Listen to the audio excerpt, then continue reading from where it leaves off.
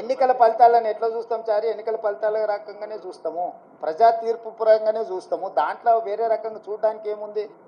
ప్రజలు తీర్పు ఇచ్చిండ్రు, ఆ తీర్పును జగన్మోహన్ రెడ్డి గారు నేను స్వాగతిస్తున్నా అన్నాడు, చంద్రబాబు నాయుడు గారు నేను స్వాగతిస్తున్నా అన్నాడు. ఇక వాళ్ళిద్దరు స్వాగతించిన తర్వాత మియా బీవీకి రాజీ హోయేతో కాశీ కా క్యా ఇస్మే?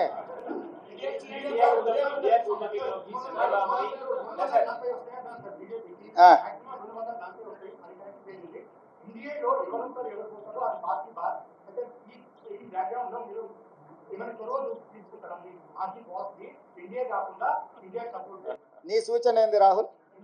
ఏం చేస్తే బాగుంటుంది? నీ నీ సూచన ఏందంటూ? అదే ఒకవేళ నీ సూచన మా మా అందరి నాయకుల ముందు పెడతా, వాళ్ళందరూ కూడా రాహుల్ సూచన బాగుందంటే ఆ విధంగానే ముందుకు పోయి ఆ రాహుల్తో మాట్లాడదాం. ఏ ప్రభుత్వమైనా ఏర్పడినప్పుడు, ఆహ్వానించినప్పుడు పార్టీలో చర్చించి నిర్ణయం తీసుకుంటాం. వ్యక్తిగా నేను నిర్ణయాలు తీసుకోవడానికి ఉండదు. పార్టీ సూచనల మేరకే నేను వ్యవహరించాల్సి ఉంటుంది. ఇది సిద్ధాంతపరంగా, రాజకీయ పరంగా పార్టీ తీసుకోవాల్సిన నిర్ణయము. ఏ ప్రభుత్వం ఏర్పడ్డా స్నేహపూర్వకమైన వాతావరణంలో సమస్యలు పరిష్కరించుకుంటామని నేను ముందే చెప్పిన. ఈరోజు కూడా నేను ఆ మాటకున్నా. ఆంధ్రప్రదేశ్లో ఏ ప్రభుత్వం ఏర్పడ్డా ఆ ప్రభుత్వంతో సంప్రదింపులు చేపట్టి రాష్ట్ర సమస్యల్ని శాశ్వతంగా పరిష్కరించుకుంటాము. ఉమ్మడి క్యాపిటల్ చట్టపరంగానే సమస్య పరిష్కారం అయిపోయింది. హైదరాబాద్ నగరం ఇప్పుడు తెలంగాణకు రాజధాని అంటే ఒక కీలకమైన సమస్య ఆల్రెడీ చట్టపరంగా పరిష్కారం అయింది.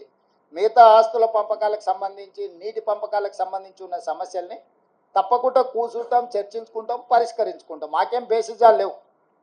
రాష్ట్రం యొక్క అభివృద్ధి, రాష్ట్రం యొక్క అభ్యున్నతి కోసము ఎవరితోనైనా చర్చించడానికి మేము సిద్ధంగా ఉన్నాం, పరిష్కరించుకుంటాం. ఏం ప్రభాకర్?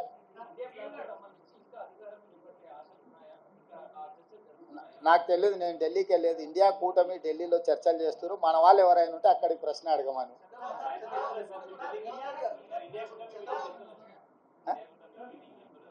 ఇండియా కూటమిలో జాతీయ నాయకులు, ఆ కూటమిలో ఉన్న వివిధ భాగస్వాములనే ఇప్పటికి పిలిచిండ్రు. ఇంతవరకు అయితే ఆహ్వానం రాలేదు. ఏదైనా ఢిల్లీకి సూచన చేస్తే మీరు తప్పకుండా వెళ్తారు. క్యాబేసి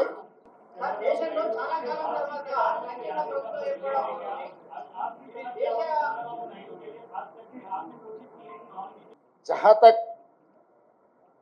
मेरा सुझाव मोदी जी को, मोदी जी का गारंटी की वारंटी खत्म हो चुकी है, इसीलिए मोदी जी तुरंत जिम्मेदारी लेकर इस्तीफा दिए तो प्रधानमंत्री कुर्सी को उनके लिए शोभा है।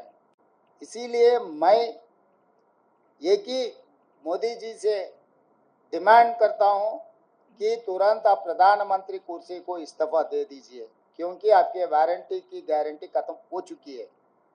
और दूसरी बात रहा ये जो अलायंस के बारे में, इंडिया अलायंस या कोई आए कोई गए, ये जिम्मेदारी मेरे नहीं है। मेरे जिम्मेदारी है तेलंगाना सरकार चलाने का, तेलंगाना कांग्रेस पार्टी को चलाने का जिम्मेदारी है। मैं गैर जिम्मेदारी के काम नहीं करता हूं। जो जिम्मेदारी लोग हैं वो जिम्मेदारी लोग जिम्मेदारी निभाएंगे। वो यहाँ पर चर्चा नहीं होगी, दिल्ली में होगी।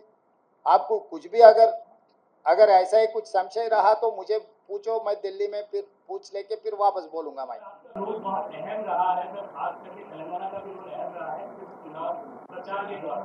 तो पर्सनली आप साथ कैबिनेट में रहे, पर्सनली आप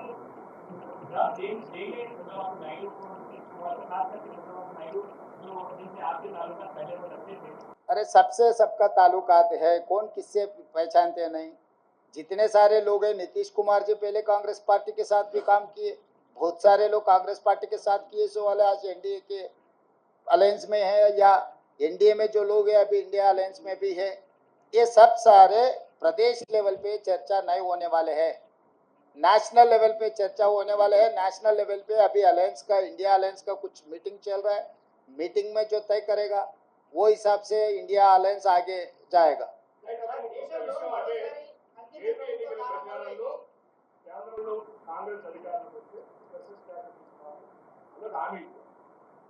కేంద్రంలో అధికారులు ఎన్డీఏ ఓటుని అలాంటి ఆఫర్ ఏమన్నా చంద్రబాబు ఇచ్చి మేము మా దాంట్లో చేస్తే మీరు అనుకుంటున్న తెలంగాణ ఆంధ్రప్రదేశ్ గురించి ప్రశంసిస్తాం.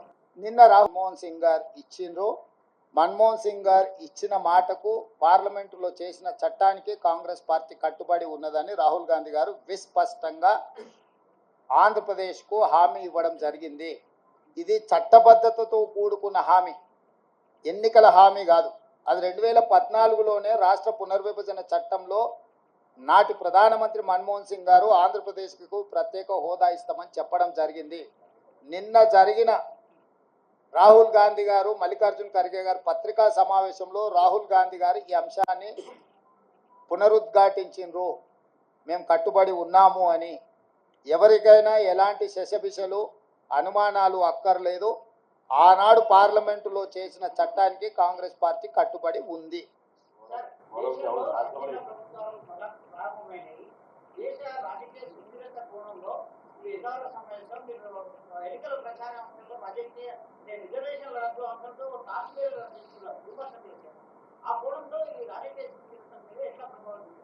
అంటే డెఫినెట్గా ఈరోజు 42% బీజేపీకి వచ్చి 41% ఇండియా కూటమికి వచ్చిందంటేనే ప్రజల ఆలోచనలో మార్పు వచ్చింది. మరీ ప్రధానంగా వారణాసి ప్రధానమంత్రి గారు పోటీ చేసిన ఉత్తరప్రదేశ్లో సమాజ్వాదీ పార్టీకి అత్యధిక స్థానాలు వచ్చినాయి. ఈరోజు సమాజ్వాదీ పార్టీ కాంగ్రెస్ పార్టీ దాదాపుగా 40 పైగా సీట్లను సాధించడం జరిగింది. 37 స్థానాలు సమాజ్వాదీ పార్టీకి వచ్చినాయి, 7 కాంగ్రెస్ పార్టీకి వచ్చినాయి. అంటే దాదాపుగా 42 స్థానాలు సమాజ్వాదీ పార్టీ కాంగ్రెస్ పార్టీ ఉత్తరప్రదేశ్లో గెలవడం జరిగింది.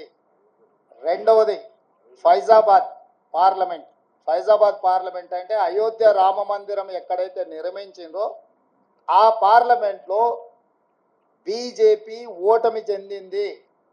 అంటే రాముడి పేరు మీద ఎన్నికల ఓట్ల యాచక వృత్తి చేపట్టడాన్ని రాముడు కూడా క్షమించలేదు. రాముడి పేరు మీద యాచక వృత్తికి పాల్పడ్డ బీజేపీని అయోధ్య మందిరం ఉన్న అయోధ్య ప్రాంతంలో ఉన్న ఫైజాబాద్ పార్లమెంట్లో బీజేపీని ఓడించడం ద్వారా భారతీయ జనతా పార్టీ నాయకులకు దేవుడు కూడా గుణపాఠం చెప్పిండు. ఈ అంశాలన్నీ కూడా మన కళ్ళ ముందే జరిగినాయి. మోడీ గ్యారంటీ మీద ప్రజలు తీర్పిచ్చిండ్రు, మోడీ గ్యారంటీని తిరస్కరించిండ్రు. రాముడి తలంబ్రాల పేరు మీద ఓట్లు కొల్లగొట్టాలని చూస్తే రామ మందిరం నిర్మించిన అయోధ్య ఉండే పార్లమెంటు నియోజకవర్గం ఫైజాబాద్లోనే బీజేపీని ఓడించడం జరిగింది, ప్రజలు తిరస్కరించడం జరిగింది. కాబట్టి దేవుడి పేరు మీద ఓట్లు పొందాలన్న దురాశ బీజేపీకి మంచిది కాదు. ఇవన్నీ కూడా ప్రజలు ఇచ్చిన తీర్పు. ఈ తీర్పును దృష్టిలో పెట్టుకొని మనం అందరం కూడా భవిష్యత్ కార్యాచరణను నిర్ణయించుకోవాలి. వాళ్ళ ప్రజాస్వామ్యంలో ఎవరి అభిప్రాయాలు వాళ్ళు స్వేచ్ఛగా చెప్పొచ్చు. వారి స్వేచ్ఛను నేను హరించను. వారు స్వేచ్ఛగా అభిప్రాయాలు చెప్పొచ్చు. Thank you.